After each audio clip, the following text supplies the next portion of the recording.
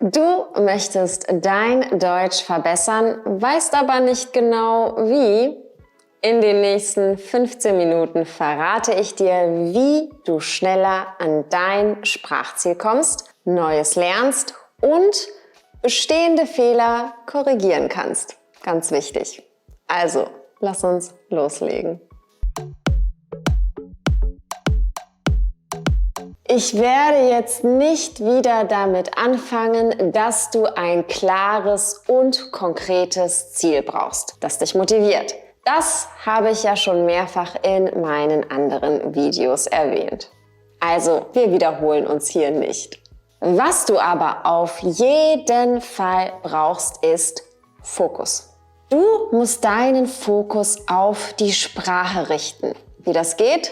Ganz einfach. Wenn du liest, dich mit Leuten unterhältst, einen Film schaust oder Radio hörst, achte bewusst nicht nur auf das, was gesagt wird, sondern vor allem, wie es gesagt wird. Du kannst dir auch selber kleine Challenges für jeden Tag setzen. Zum Beispiel, am Montag fokussiere ich mich nur auf Weil-Sätze und höre bewusst zu, wie Muttersprachler sie im Film oder im Fernsehen oder im Radio oder auf der Straße benutzen. Am Dienstag zum Beispiel liegt dein Fokus dann auf dem Konjunktiv 2. Am Mittwoch zum Beispiel willst du dann wiederum so viele neue Begriffe wie möglich lernen und so weiter. Mit solchen Challenges verkleinerst du deinen Fokus und lernst in Clustern. Dadurch merkst du dir alles viel, viel besser. Fokus bedeutet, dich gezielt auf Teilbereiche der deutschen Sprache zu konzentrieren. Also, der erste wichtige Punkt, Fokus. Zweitens, Unterstützung suchen. Falls du Unterstützung brauchst, um dir Grammatik oder Wortschatz schneller anzueignen oder jemanden suchst, der dich beim Lernen begleitet, kann italki sehr hilfreich sein. Dort findest du deinen persönlichen Tutor, kannst flexibel eine Probestunde buchen und deine Sprachziele festlegen. Mit einem Tutor hast du einen zuverlässigen Gesprächspartner, der dir Grammatik erklärt und, wichtig, Fehler korrigiert. Und mit italki Plus bekommst du sogar noch mehr. KI-Tools, die dir helfen, schnell den passenden Lehrer zu finden, sowie Übungen zu deinem Sprachniveau herauszuarbeiten. Du erhältst sogar personalisierte Lektionen. Und selbst wenn du mal keinen Unterricht hast, kannst du deinen KI-Assistenten nutzen und ihm Fragen stellen. Wenn dir also nachts um 11 Uhr einfällt, dass du wissen möchtest, was die Redewendung "Das geht auf keine Kuhhaut" bedeutet, einfach in den Chat mit dem KI-Assistenten tippen und du bekommst sofort deine Antwort. Es gibt auch ein neues Feature, diesen kleinen Fisch hier. Er ist dein kleiner persönlicher Lernassistent, der dich zum Lernen motiviert und deine Spracherfolge festhält. Ich habe ihn liebevoll Fischi genannt. Sehr kreativ, ich weiß. Natürlich habe ich wie immer einen Rabattcode für dich, mit dem du sparen kannst. Mit diesem hier bekommst du 5 Euro Rabatt. Den Link findest du in der Infobox unter dem Video. Jetzt kommen wir zum dritten Punkt, Input und Output. Wenn du genug Informationen gesammelt hast, also Grammatik, Wortschatz und so weiter, wird es Zeit, das Ganze auch anzuwenden. Denn nur Lernen ohne Anwenden bringt dich einfach nicht weiter. Auf jeden Input muss also ein Output folgen. Input, alles was du aufnimmst. Texte, Grammatik, Wörter, die du hörst. Output, das aktive Nutzen, Sprechen und Schreiben. Das heißt, wenn du ein neues Wort gelernt hast, musst du es auch aktiv benutzen, sonst bleibt es nicht hängen. Weiter geht es mit Punkt 4, Disziplin und Kontinuität. Ohne Disziplin und Kontinuität bleibst du auf deinem Niveau stecken.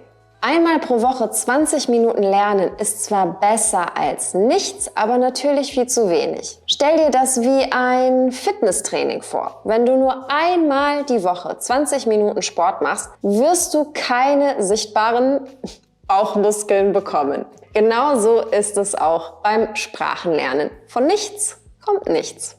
Lerne also jeden Tag aktiv oder passiv und erstelle dir selbst einen Lernplan. Das hilft dir bei der Strukturierung deines Lernprozesses.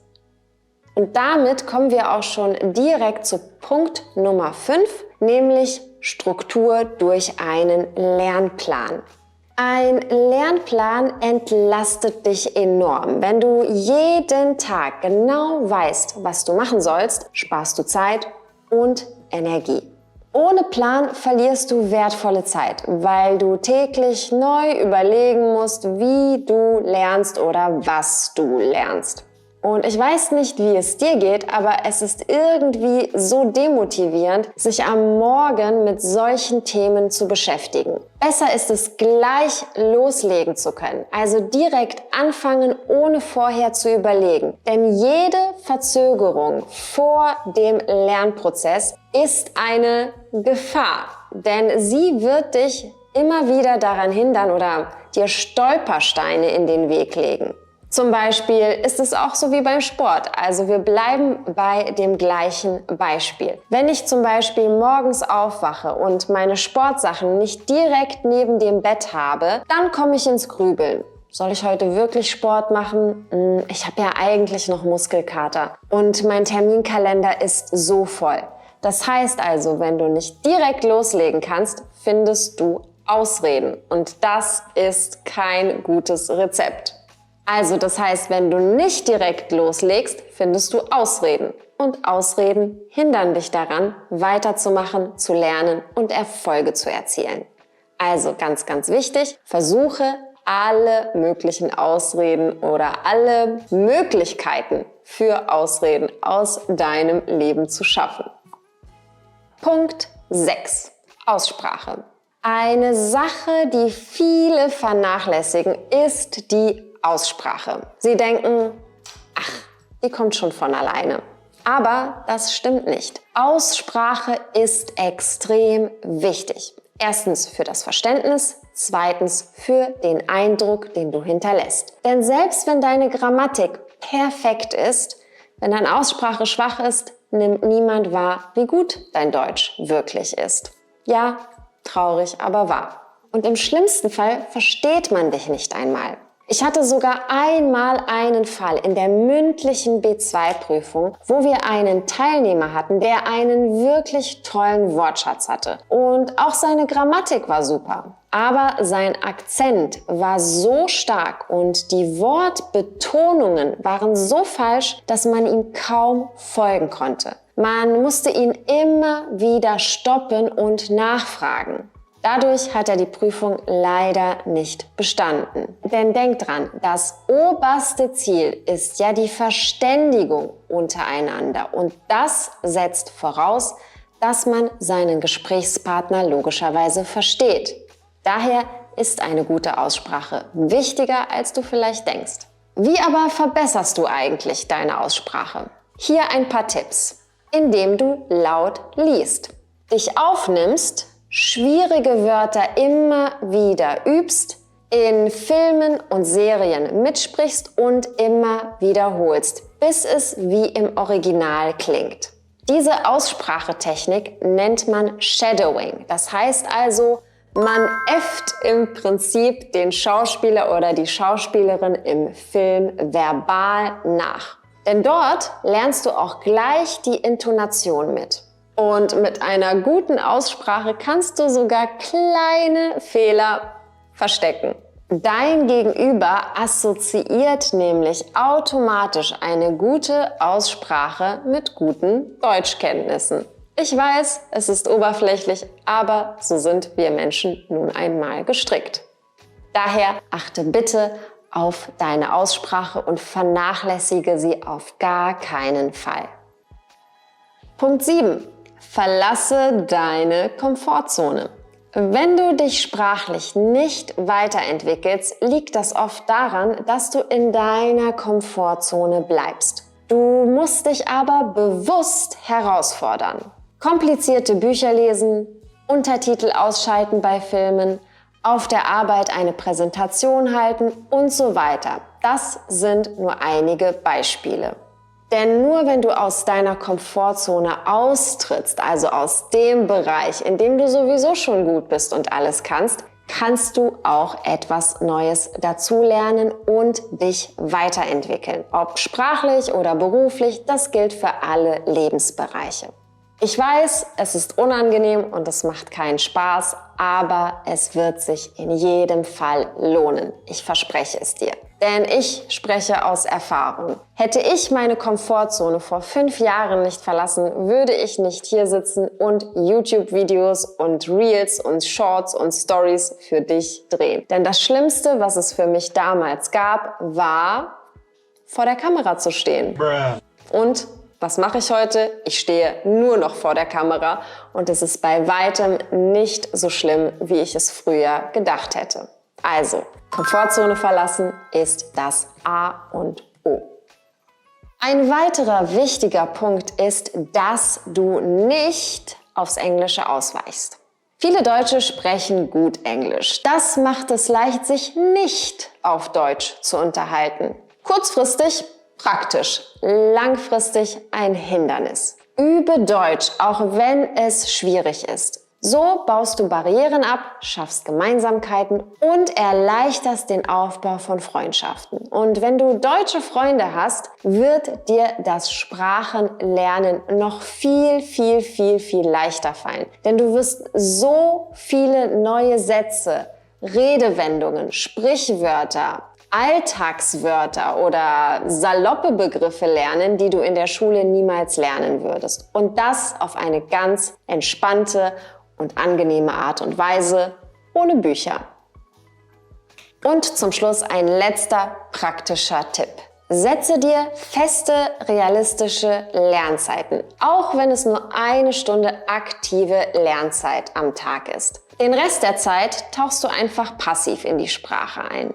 Es ist aber wichtig, dass du dich an diese 1 Stunde hältst. Es wird Momente geben, in denen du frustriert bist und dir sagst, ach, heute mache ich nichts. Aber wenn du dir selber das Versprechen gegeben hast, dass du jeden Tag 1 Stunde oder auch nur 30 Minuten aktiv Deutsch lernst, dann bist du deinem Ziel auch schon einen Schritt näher. Glaub mir, es lohnt sich. Ich habe selbst mehrere Sprachen gelernt und weiß, wie schwierig es manchmal sein kann. Aber die Reaktionen der Muttersprachler haben mich immer motiviert. Als ich Italienisch gelernt habe, konnte ich anfangs nicht mal sagen, dass ich einen Löffel brauche. Aber nach einem halben Jahr habe ich mit meinen Mitbewohnerinnen am Tisch gescherzt und sie haben gelacht.